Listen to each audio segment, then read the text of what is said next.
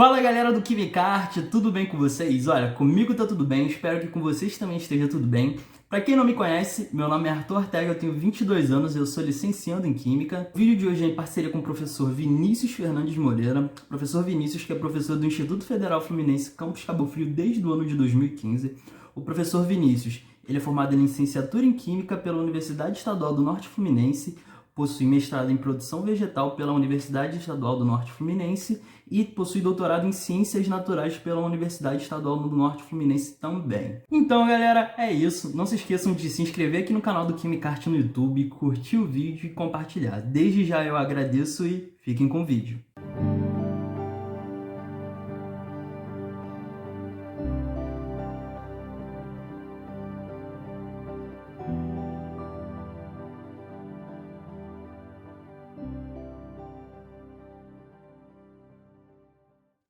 Olá, eu sou Vinícius Moreira, professor de Química do IF Cabo Frio, e a conversa hoje é sobre Química da cerveja. Bora lá? A palavra cerveja vem do gaulês e faz uma referência à deusa Ceres, que é a deusa dos grãos. E como a cerveja é uma bebida feita a partir de cereais, né, faz sentido. A cerveja é uma das bebidas mais antigas que se tem conhecimento aí, né? Os egípcios antigos e os sumérios já conheciam a cerveja. No Brasil, os primeiros barris de cerveja foram trazidos pela família real em 1808, mas só que o consumo era restrito somente à corte. Depois de liberado, a gente tem a notícia mais antiga que a gente tem sobre a cerveja em 1836, a cervejaria Barbante, que ela tem esse nome porque na época, ao invés de se usar tampa, usavam-se rolhas, e a cerveja era tão carbonatada que eles tinham que amarrar a rolha com um barbante para ela não explodir. E em 1853, a Boêmia recebeu do Dom Pedro II, né, o título aí de cervejaria imperial, né, e é a marca mais antiga, né, que ainda está em funcionamento de cerveja. Bom, todo mundo que gosta de cerveja já ouviu falar da Lei da Pureza. O que é a Lei da Pureza? Ela foi promulgada pelo Duque Guilherme IV aí da Baviera em 1516 e ela determinava que toda bebida, para ser chamada de cerveja, ela tinha que ser produzida apenas com três ingredientes. Era a água, o malte da cevada e o lúpulo. O que eles não sabiam é que tinha um quarto ingrediente que hoje a gente conhece, que é a levedura. Ainda bem que teve muita gente que desrespeitou isso, acrescentando casca de laranja, frutas, madeiras, e isso fez com que surgissem vários estilos de cerveja diferentes. Bom, a cerveja ela é composta aí, em média por 2 a 6% de extrato residual, 2 a 6% de etanol, 0,35 a 0,5 de dióxido de carbono, CO2, e 75% a 90% de água. Então vamos dar uma olhada primeiro nesse teor alcoólico, né? A cerveja é uma das bebidas alcoólicas de menor teor alcoólico, né? Ela fica entre 4, uma cerveja comum fica entre 4,5 e 6 aí. Claro que tem estilos que tem um teor alcoólico mais elevado. Esse teor alcoólico ele é expresso aí em porcentagem, né, volume, ou em grau Gay-Lussac. E o que quer dizer isso daí? Se você tem uma cerveja com um grau alcoólico, um teor alcoólico de 5%, isso quer dizer que em 1 litro de cerveja, né, você tem 50 ml de álcool. Em média, essas cervejas comuns têm 5%. Né? Mas existem também umas exageradas, aí, como a Magedon, né, que ela tem o teor alcoólico de 65%. Né? Também é questionável. Tem gente que fala que ela não é considerada cerveja pela forma de produção, porque ela é feita na forma tradicional da cerveja e depois ela é concentrada para poder aumentar o teor alcoólico. E de onde vem esse álcool? O álcool vem da fermentação, né? O carboidrato utilizado ali para a produção da cerveja, né, ele é fermentado, né, e aí ele dá origem ao etanol e o dióxido de carbono na cerveja. A cerveja ela é muitas vezes chamada de pão líquido, né?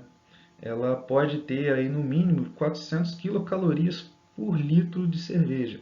Então, só para a gente ter uma ideia, 1 litro de cerveja equivale a 150 gramas de pão em carboidrato ou 60 gramas de pão em proteína, ou ainda 120 gramas de leite em proteína ou 25 gramas de carne em proteína, além de ser rica em vitaminas do complexo B. E de onde vem esse carboidrato presente na cerveja? Ele vem do malte. O malte é a fonte de carboidrato. E o que é o malte? O malte, existe malte de tudo, não malte só de cevada, né? O malte, na verdade, é um grão germinado em condições de temperatura e umidade controlado. E durante essa germinação, ele sofre modificações bioquímicas que liberam enzimas aí que vão facilitar a fermentação. É claro que na produção de cerveja podem ser utilizados outros grãos ali, não só a cevada, né? Que são, por exemplo, os chamados adjuntos, né? Como milho, trigo, que são utilizados para dar aroma e cor à cerveja. Bom, e o carboidrato presente no malte, ele é o amido. O amido ele é formado por amilose e amilopectina. Ambos são formados por ligações glicosídicas. O que são ligações glicosídicas? São ligações entre unidades de glicose, né? A amilose ela é formada por ligações 1,4 entre as unidades de glicose, o que torna elas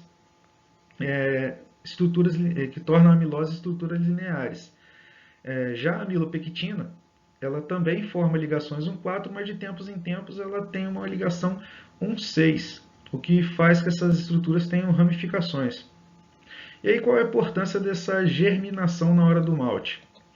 Ele transforma essas unidades grandes, né, tanto a amilose como a amilopectina, em unidades menores que vão ser mais fáceis de serem fermentadas aí pelas enzimas da levedura.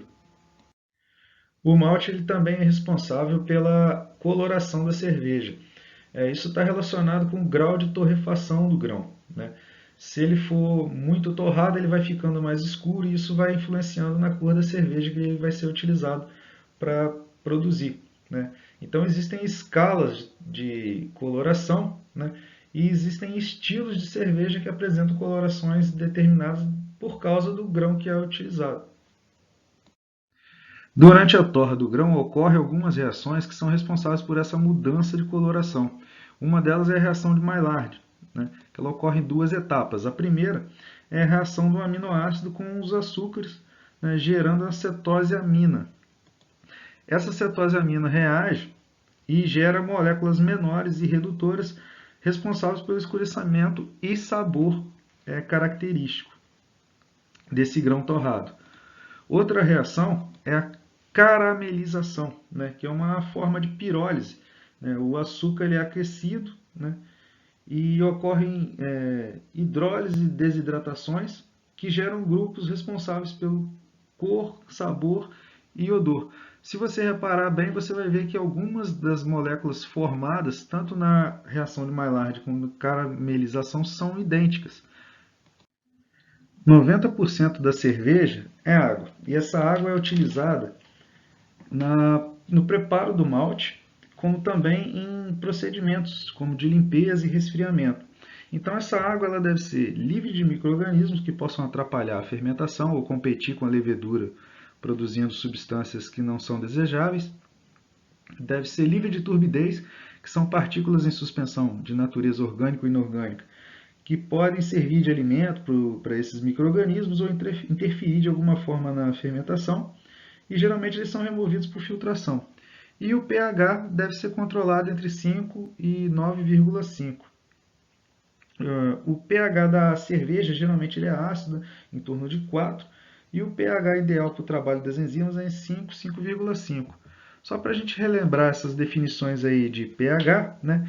Uma solução aquosa, né, ela sempre tem um produto iônico aí, né, o produto da concentração de H+, e OH-, sempre igual a 10 a menos 14. Então, se eu tenho uma concentração, uma solução com uma concentração de H+ igual a 10 a menos 7, eu tenho uma concentração de OH- igual a 10 a menos 7.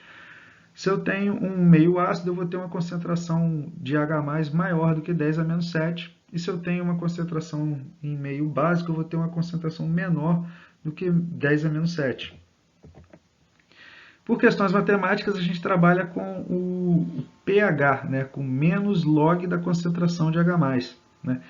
Então, pensando nessa mesma forma do produto iônico, né, se eu tenho pH e pOH, né, eu vou ter então a soma do pH mais o pOH igual a 14. Soluções ácidas vão apresentar o pH menor do que 7, soluções básicas vão apresentar o pH maior do que 7, e soluções neutras vão apresentar o pH igual a 7, porque eu tenho a concentração de H+ e OH- iguais. E isso também nos dá a escala de pH, que fica mais fácil de medir e trabalhar. A água da cerveja apresenta também uma certa concentração de sais, e essa concentração está em torno de 0,4 gramas por litro, que corresponde a mais ou menos 10% da necessidade humana. Então, uma cerveja aí é quase um isotônico, né? E o que esses íons presentes nesses sais podem acarretar, por exemplo, na produção da cerveja? O cálcio, por exemplo, né, ele além de ser importante no paladar, ele protege a amilase durante a sacarificação, né? Ele favorece a coagulação de proteínas e ele precipita o oxalato de cálcio, o que faz com que evite a turbidez. O magnésio, ele tem esses mesmos efeitos, só que menos intensos, devido ao fato do fosfato de magnésio ser mais solúvel em água. E concentrações acima de 30 mg por litro, eles podem causar um certo amargor na cerveja. Quando essas concentrações de cálcio e magnésio são muito altas na água, né, a gente diz que a água é dura, né? E essa dureza pode interferir de forma negativa na fermentação. Quando a dureza da água ela precisa ser tratada, né, então ela precisa ser reduzida com óxido de cálcio, que reage com os hidrogenocarbonatos de cálcio e magnésio, formando carbonato de cálcio que pode ser filtrado e removido. Né? O zinco ele estimula o crescimento das leveduras, mas ele não pode ultrapassar a concentração de 0,6 mg por litro, porque senão ele pode causar certo estresse nas leveduras e também atrapalhar a fermentação. Já o cloreto não tem nenhuma informação prejudicial com relação a cloreto de cálcio ou magnésio, por exemplo. Mas eles não devem ultrapassar aí, 100 miligramas por causa da corrosão de equipamentos. Né?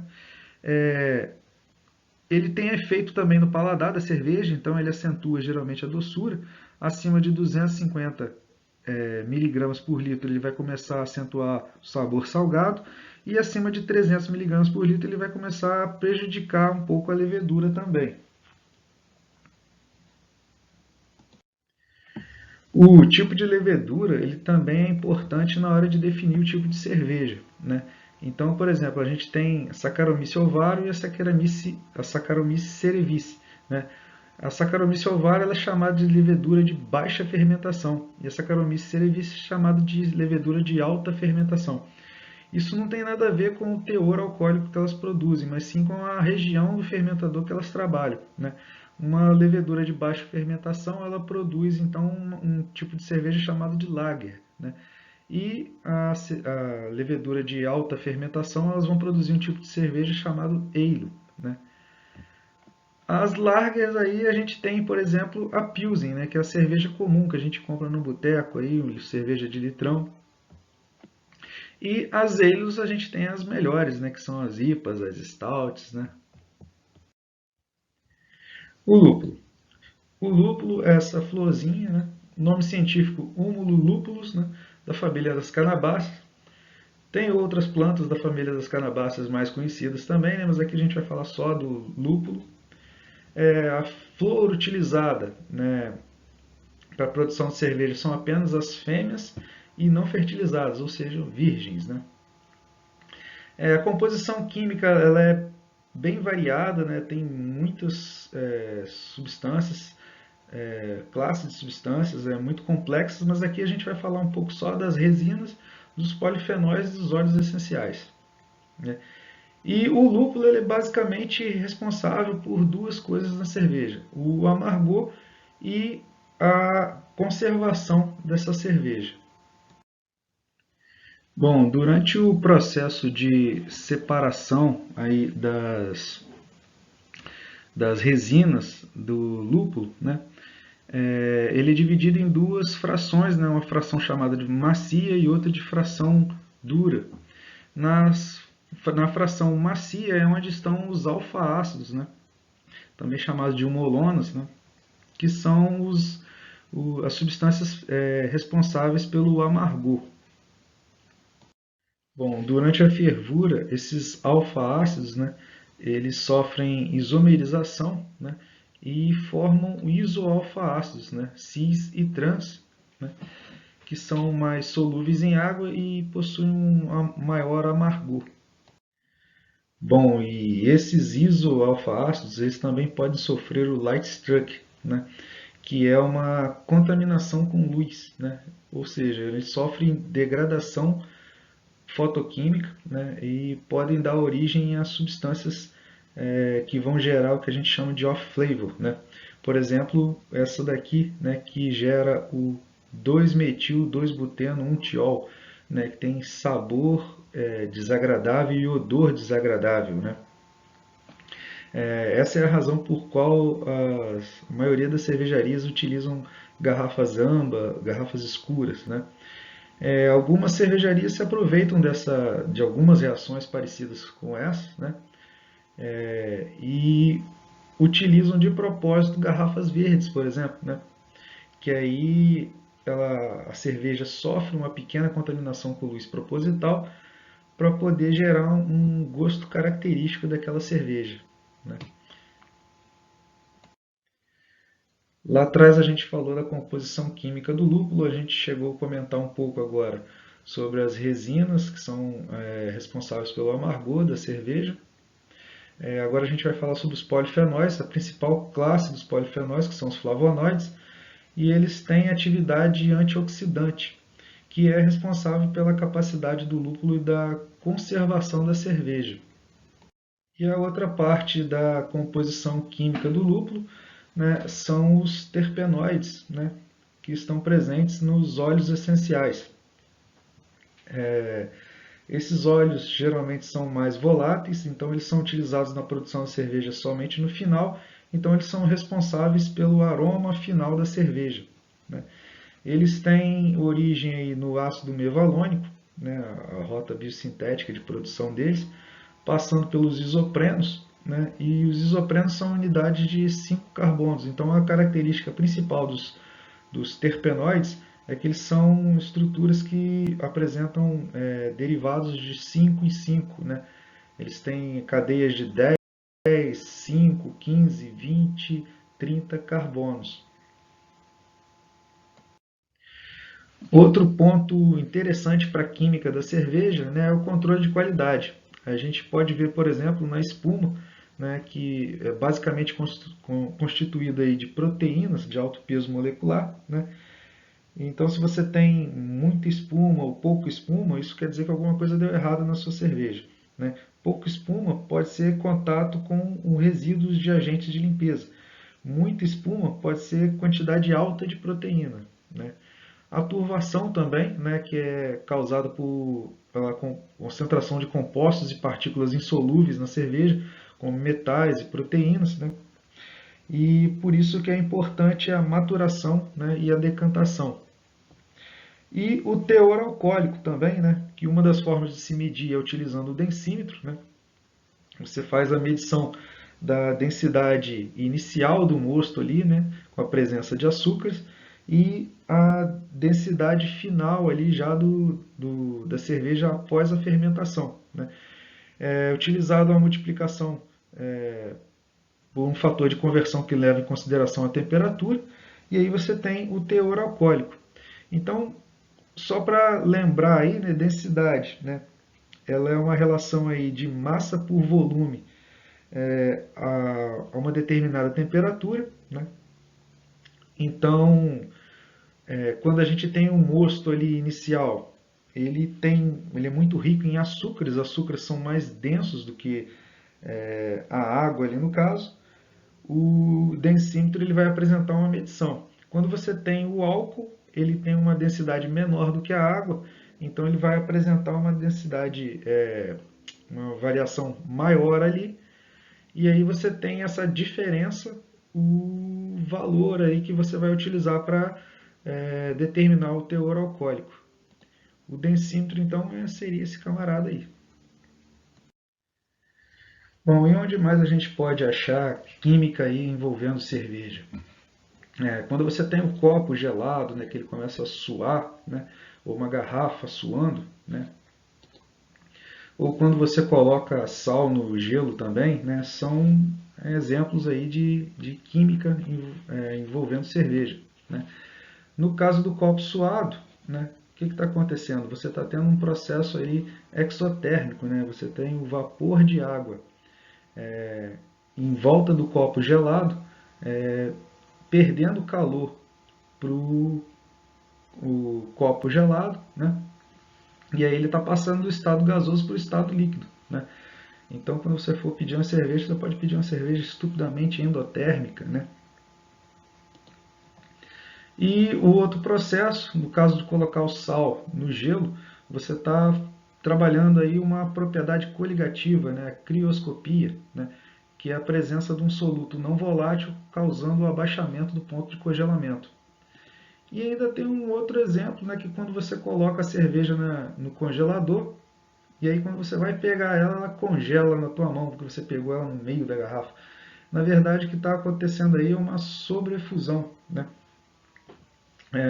Você tem o líquido ali abaixo da temperatura de congelamento, e aí só que ele não congela, né? Ele se mantém em equilíbrio.